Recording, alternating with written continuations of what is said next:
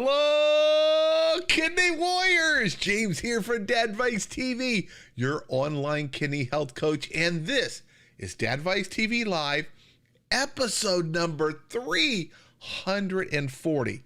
340 videos spanning years and years and years, helping you better understand kidney disease, the kidney diet, improve your quality of life, and live longer while you happen to have kidney disease. Now, hello to everyone out there. We already got a lot of people in the audience. This is a once a month thing we do, a very special episode of Dadvice TV. For those of you that were alive in the 80s and always remember the very special episodes, this is where we have an actual renal dietitian, and that is, in my opinion, the number one most helpful person on your healthcare team. There's not a lot a nephrologist can really do, but there is a lot that a renal dietitian can do, especially at helping you feel empowered about the choices you make and not being afraid to eat, to go out with friends, and to continue enjoying life. So if you've got questions for our renal dietitian, go ahead and add them all down here in the comments. Hello, I see lots of regulars. There's Dawn. Dawn, great to see you back. I don't think I saw you last month, but there's always so many comments and it's hard to remember everybody, but I see lots of great regulars here.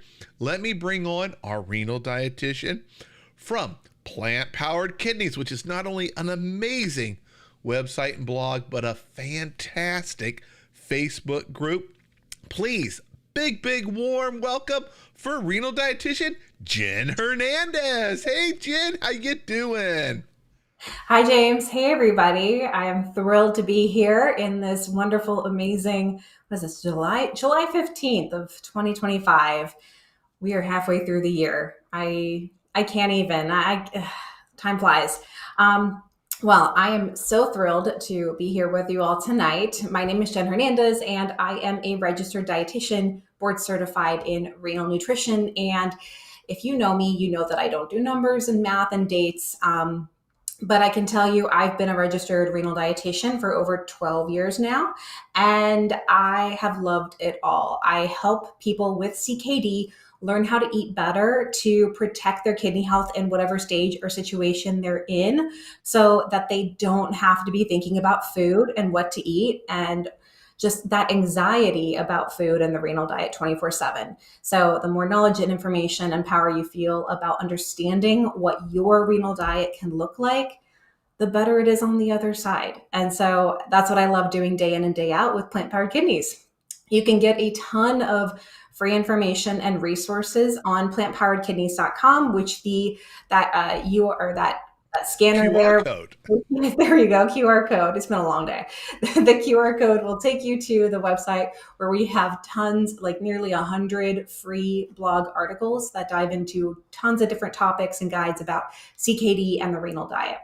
And I'm also really excited to announce, I haven't even put it on the website as a official option yet, but just yesterday I opened enrollment for Kidney Labs 101. And this is a class that I have created to help kidney patients understand kidney labs from a nutrition perspective.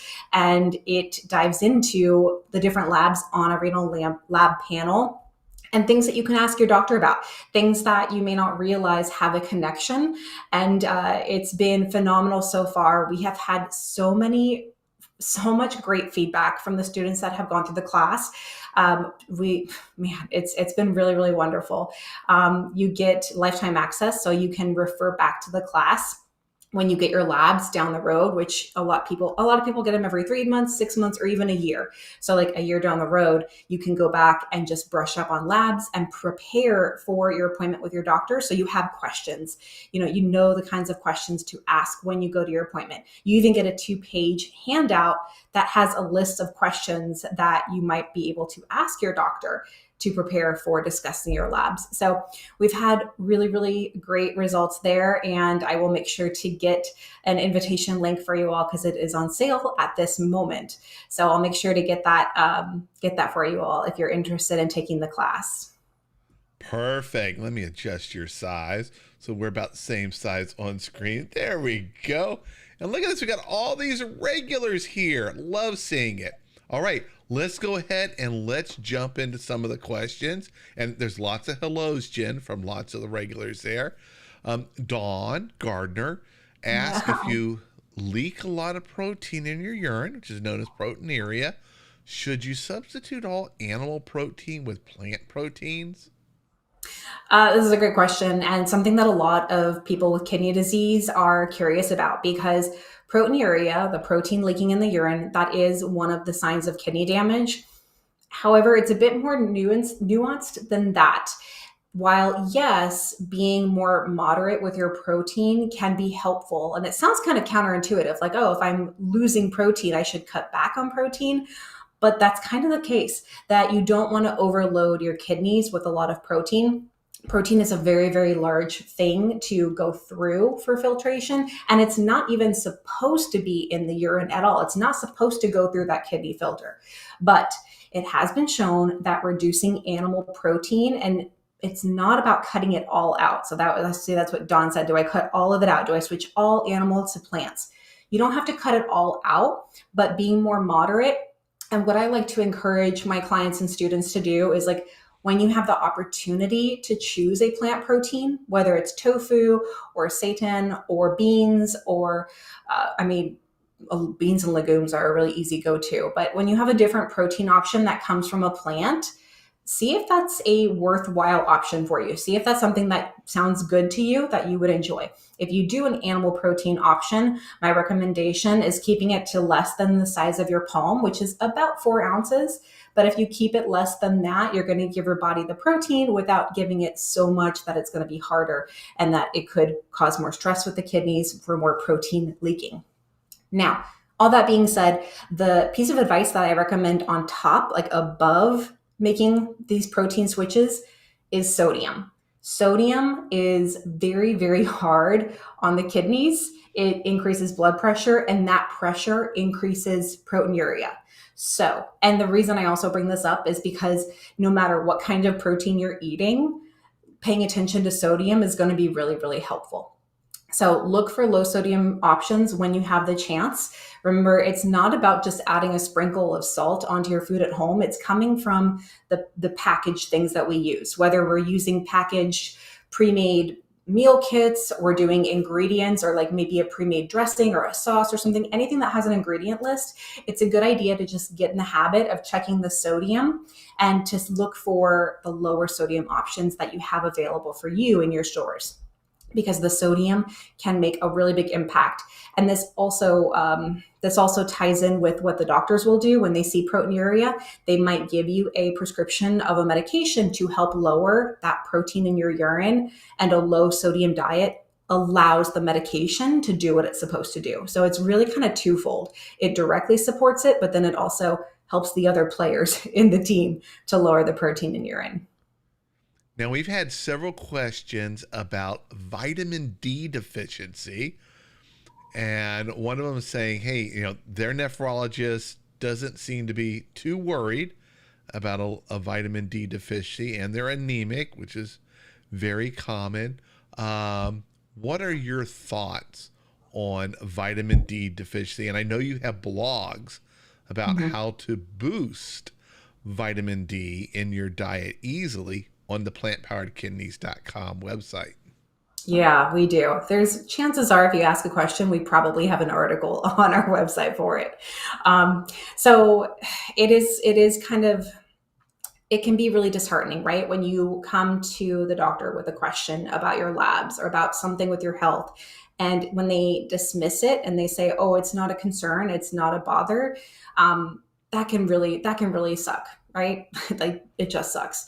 So some of the things that I recommend when you are talking with your doctor about the labs, if they are dismissing it, you can still use it as an opportunity to get more from the conversation. And what I mean by that is asking them, okay, so at this level, you're not concerned.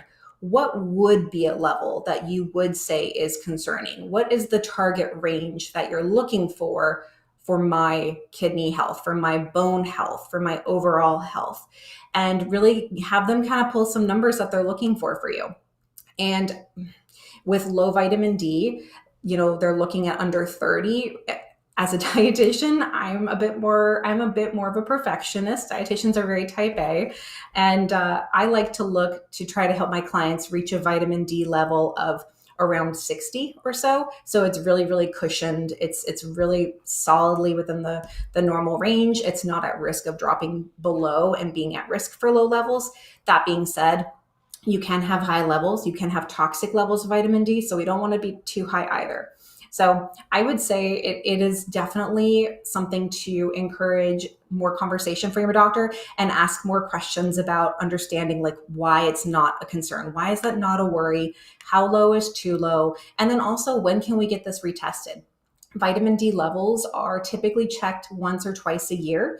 So, and it's not going to move very drastically. So if you got it checked again in like a week or two, it's probably going to be about the same. It's a fat soluble vitamin, meaning our body has stores of it. So it's not going to have a significant change. But you can ask your doctor, okay, so I'm concerned about my vitamin D level. Can we get it checked in 6 months? And you could also ask, like, would a vitamin D supplement be helpful for me right now? Or is there any reason I shouldn't take one? And then talk with them about what dose, the type, the amount, the frequency, what would work best for you. Even if they're not totally on board with something like a supplement, for example, it's really, really important to have that conversation with them, because you want them to be aware that this is where you're thinking, this is kind of where your mind is going. And let's say you did want to do a small vitamin D supplement, which I'm not saying you don't take anything that your doctor's not supporting you with, but you want to let them know, like, I'm interested in doing this. What can I do? How much should I take safely? How much should I take that's going to be helpful, but it's not going to cause a problem of too high levels of vitamin D? So there's a lot of room for conversation around. And then finally, let's say worst case scenario, let's say they're just like, nope, not interested in having this conversation. I don't want to. They just keep shutting you down. It is within your right to see another nephrologist. And I know that is a bit of a privileged thing to say, because not everybody has the option to choose another nephrologist, but another option might be even talking to your primary physician about it. If your nephrologist isn't on board with talking about it, another thing I would recommend is asking them to document this. It's unfortunate, but it is something that you can say, okay, well, if this is something that you're not interested in, or if this is something that you're not concerned about, can you please just make sure that's written in our note for the session today? Just so we have that recorded and you have that note. You are entitled to all of the notes in your health records. So I would recommend doing that. And then you can see about getting a different nephrology perspective, or just, again, asking your primary doctor for maybe their 2 cents on the situation. Yeah. Now, Eris shared their vitamin D, and I am shocked at how low it is. 9. Oh, okay. Yeah, I would say that's definitely something to address. I would bring it back up. And, again, another thing that a lot of doctors' offices have nowadays, they have the electronic health portals where you do have the option most times to like message your provider. So that could also be something where you're not in the clinic, you're not sitting in the chair like waiting to talk to them. Maybe you have a bit of a clear mind, you have time to kind of think through some things. Just sending a message in the portal, that could be a great kind of like low, like a more relaxed way to compose a message and say, hey, this is a concern for me. I feel like we need to do something about this. And then you have everything. When they're responding to you in writing as well. So you have it in writing there too. But don't be afraid to, if you have the option, to get another opinion from a different nephrologist. Yeah. All right. Here's a very common question. And it's the first question every kidney patient asks once they're diagnosed with kidney disease. They start to learn how it's calculated. How would you recommend someone lower creatinine, or what things can they do to help? I saw this question pop up and I was waiting for it. I knew it was going to happen. I think it actually came up a couple times in the message. So it's definitely a nerve-wracking thing. that creatinine can be climbing up. And that is, again, that's one of the indications of kidney damage, because creatinine is a normal waste product and it's made in the body from our muscle metabolism. It's something everybody has. And that's why there is a normal range, as in it's normal to have this amount of waste filtering through the body, so long as the kidneys are getting rid of it. Now, again, with kidney disease, this waste is building up because the kidneys aren't able, for some reason, they're not able to get rid of the toxin. And so that waste is building up in the blood. And that's when creatinine levels rise. Yes, there is diet components to it. Again, protein, that is going to be a factor in it. So if you eat a high protein meal before your lab draw, or if you follow a high protein diet, I was just talking with somebody the other day who said that they heard to go on a keto diet and they were eating a ton of protein. And so they had high creatinine levels from following a high protein keto diet. It did not help their creatinine to do this, because it's creating more waste in multiple ways. However, there are other things that are not related to what we're eating that can affect your creatinine. So like your muscle mass in general, again, it's just the way that our muscles are, the way that they're moving and being used on a day-to-day basis. So if you have more muscle mass, if you're somebody with like a lot of muscle towards like, a bodybuilder, a professional athlete, someone who like does a lot of weightlifting, a lot of exercising, you might have a higher creatinine for that reason. And then there's somebody on the other spectrum who maybe they don't have a lot of muscle mass, or they're losing lean body mass, they're losing muscle from not eating well. Their creatinine could be dropping, could be looking normal, but it's not a healthy situation. It's not actually helping the kidneys. It's just a matter of they don't have the waste that's being produced. So there's kind of some different things, but honestly, it really goes back to figuring out what is going on with the kidney damage, because that's what is creating this buildup of waste. So if it's related to high blood pressure, then being careful with sodium, making sure you're getting the right amount of potassium, getting plenty of fiber, getting good exercise in. Those are all good things for blood pressure. Blood sugars, diabetes, the top cause of kidney disease, very similar recommendations, but making sure your blood pressures are well controlled, or your blood sugars are well controlled, that can help ease the damage on the kidneys, which can allow the kidneys to get rid of more of that waste. And then just eating more nutrition, more balanced meals, not focusing a ton on protein, getting more healthy carbohydrates with fiber in there. Those are going to be good things to help. And then the other thing is hydration. It's just making sure you're drinking plenty of water. I've had plenty of clients that do see very significant changes in their kidney labs just simply with how much they're hydrated. And it's not a matter of guzzling water right before your labs. Like, you don't want to try to cheat your way through a lab test, because it's not going to give you accurate results. And your team, your doctor, isn't going to have the right information to help you if we see that it's going to be inaccurate. And getting inaccurate labs doesn't mean they're going to redraw them right away either. So you don't want to try to cram, get a lot of water, chug a ton of water, or try to eat perfect, or you don't want to try to do any of that before a test, because what's going to happen is the doctor's going to say, oh, okay, well, they're kind of funky. We'll check in 3 months. We'll check in 6 months, and you're going to have that much more time to wait. So, eat as normally as you can, and then drink the right amount of water ahead of time, but not a ton, enough for you to have a good blood test. And then kind of take it from there. It's a big question, you guys, I know, but it's very nuanced. There's a lot behind it. Yeah. And I found, for me, the single thing that helped the most was getting my blood pressure under control, which meant continuing to eat a low sodium, heart healthy diet. That made the biggest and most immediate impact for me. And that's always the number one thing I recommend to people, is make sure your blood pressure is controlled. All right. I want to get to Tyrone's question. Thank you for waiting so patiently, Tyrone. This is one of my favorite snack elements.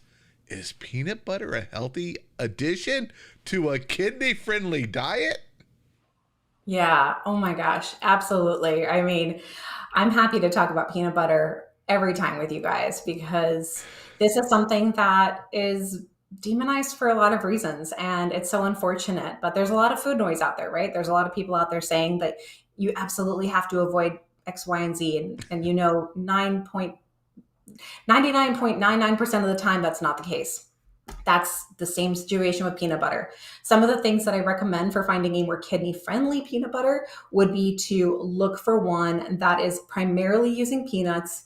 It may or may not have a little bit of salt in it, and that's totally fine. But look for the one that's like the lower sodium option, and then see if you can find them that don't have anything else. That's it, the peanuts and a little bit of salt.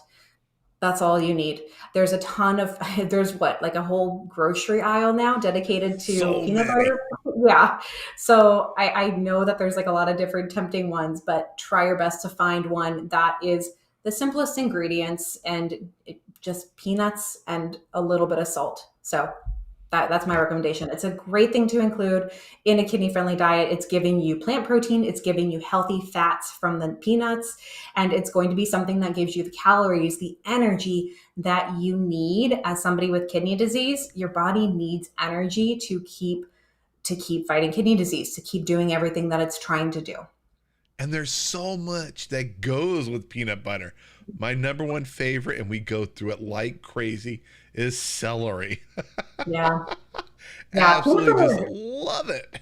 It is definitely something that just works really well with fruits and vegetables, like peanut butter and apple. That's classic. Peanut butter and dates is an amazing sweet snack treat. If you haven't tried that, it's very, very good.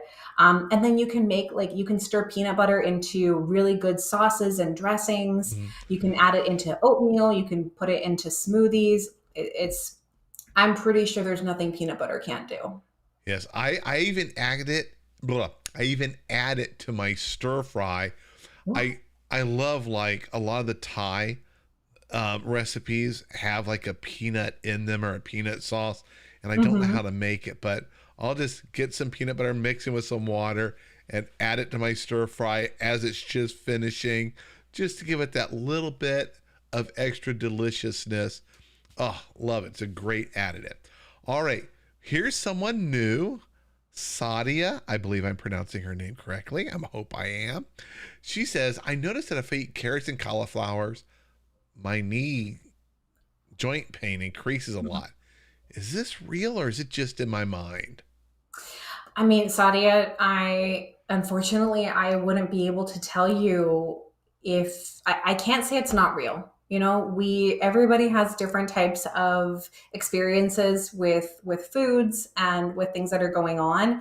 I off the top of my head, I can't think of anything that would from those vegetables that would cause that kind of problem, but I don't know. I don't know. You can, always try to maybe do some swaps for a while.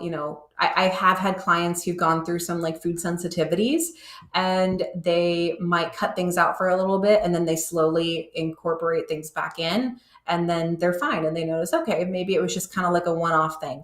But I would definitely encourage you to be looking at maybe some other things going on in your life, not just in your food and your diet, but other things that are going on in your life, whether it's medication or stress or even changes in your lifestyle that could incorporate or be maybe part of the reason for this pain. And so, and the other thing too is, talk with your doctor about, is there anything going on with my labs otherwise? Is there anything that you see in my medical history or anything with my medications that could possibly cause a side effect of joint pain, or anything that I have that could be causing this pain. Anything like this is a really good opportunity to have your provider do some of the digging for you. Have them look into some of the things that we just aren't really knowledgeable about. Like, we don't know to look into medications. We don't know the different problems related to our health that could be connected to something like this. So take advantage of using your provider to help you do some investigation with this too. And food sensitivity is something that I never thought of.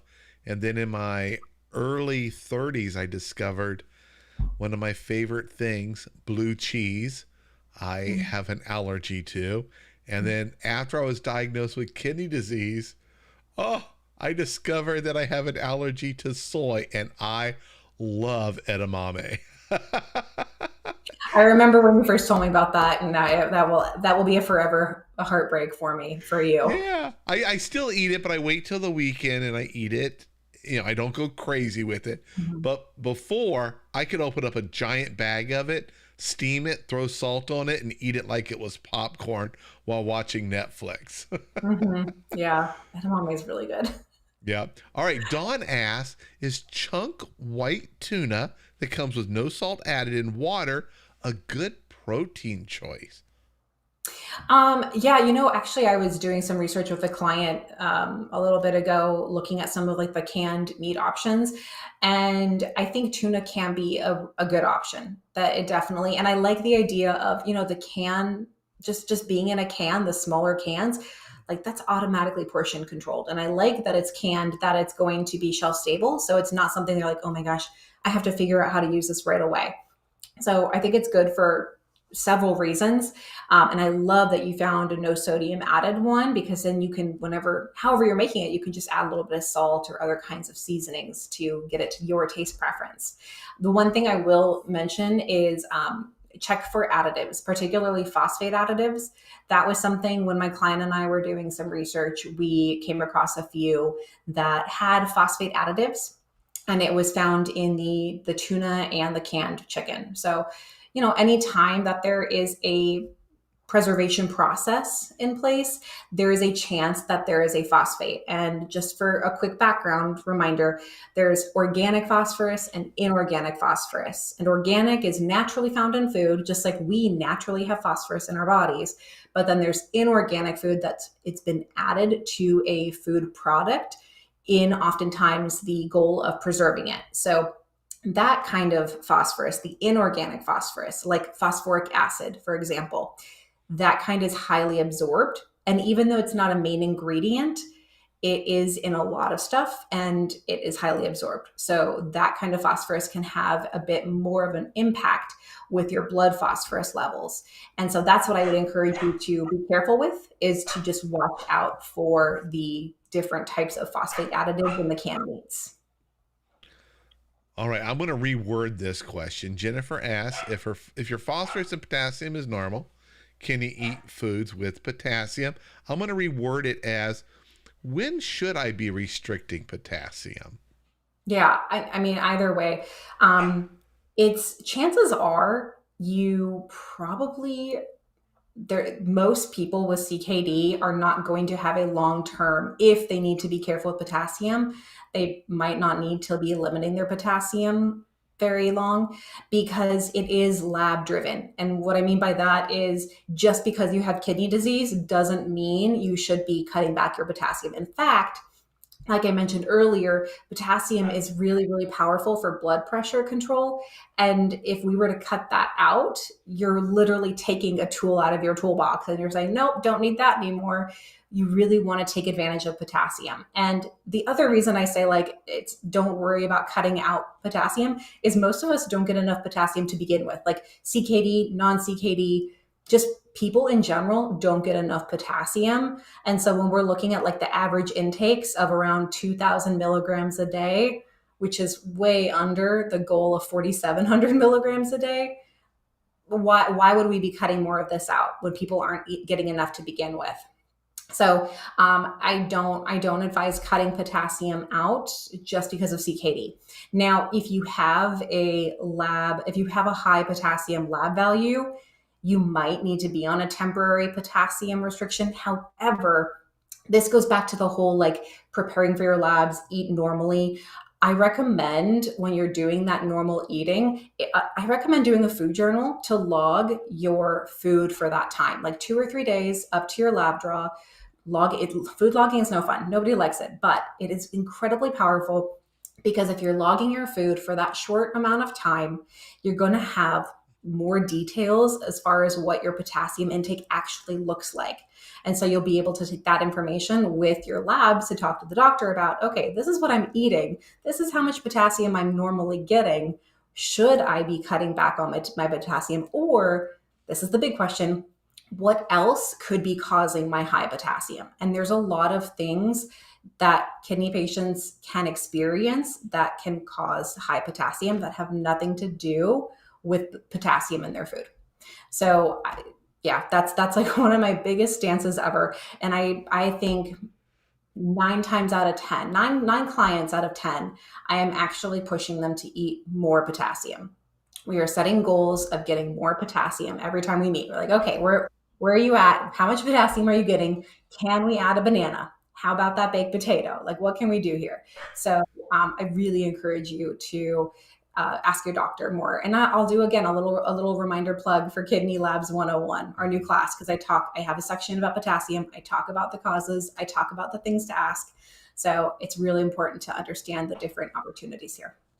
All right, one last question because we are at the top of our time. And this one's related to water, which is perfect for summer.